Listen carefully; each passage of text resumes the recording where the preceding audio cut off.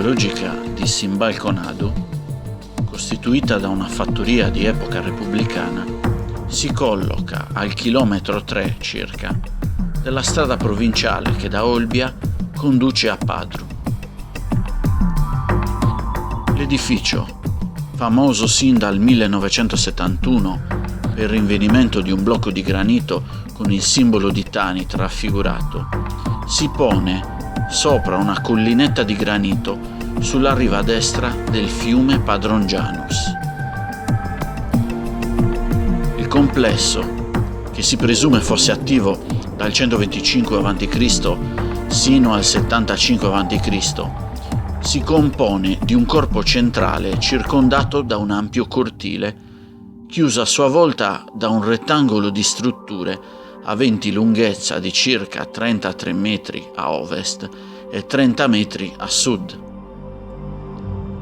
La tecnica muraria si fonda su murature di granito legate con malta di fango, sopra le quali si alzano muri di laterizi e poggiate su fondamenta di oltre 1 metro di profondità che raggiungono il piano roccioso della collina.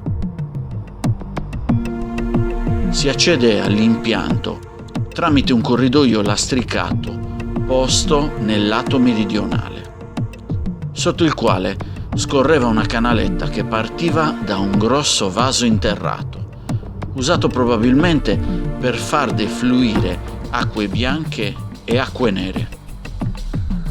A circa metà del percorso si segnala anche l'inserimento di un recipiente di ceramica che probabilmente fungeva da latrina. Gli ambienti posti subito a sinistra dell'ingresso ospitavano 2 cisterne, di cui si suppone una funzione legata alla lavorazione di oli oppure di vini. In relazione a queste, infatti, sono stati trovati una buca per un palo di pioppo e un blocco di granito, e sono stati ipotizzati come elementi di un torchio. Gli ambienti posti subito a destra dell'ingresso hanno restituito alcuni frammenti di basalto, che probabilmente facevano parte di una mola manuaria, un grosso ciottolo di fiume con la superficie appiattita e un mortaio, il che induce a pensare che questi ambienti fossero dediti alla macinazione dei cereali e che vi fossero delle stoviglie impiegate nella panificazione. Il corpo centrale, supposto come la dimora vera e propria del fattore e della sua famiglia, in origine avrebbe avuto almeno il piano superiore e un terrazzo. Gli ambienti del pianterreno dovevano essere dotati di porte di legno, probabilmente erano intonacati, mentre i pavimenti erano realizzati in alcuni casi in terra battuta o in alcuni casi in coccio pesto.